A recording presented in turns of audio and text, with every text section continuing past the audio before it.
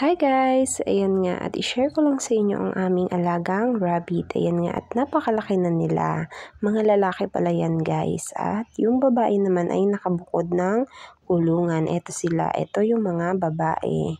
Ayan nga at dyan sila nilagay ng aking asawa. Ang aking asawa pala ang nag-aalaga talaga niyan.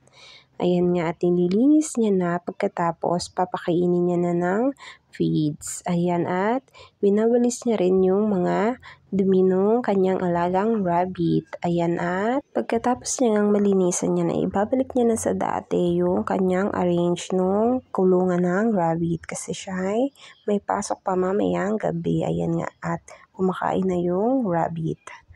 Ayan, at lalagyan niya yan ng tubig. Ayan nga at pinagbubuntisan naman ng asawa ko yung gray na rabbit kasi babae yun guys. Ayan, para dumami pa yung aming alagang rabbit. Ayan, masarap din daw to guys na lutuin pero hindi pa namin natatry. Ayan, at nag-aalaga pa lang kami guys. Hindi nga ako ang naglilinis nito guys kasi nagkaka-allergy ako sa balat dahil sa balbon ng rabbit. Ayan nga at andito na rin yung aming makulit na anak. Sana po ay nag-enjoy kayo. Maraming salamat!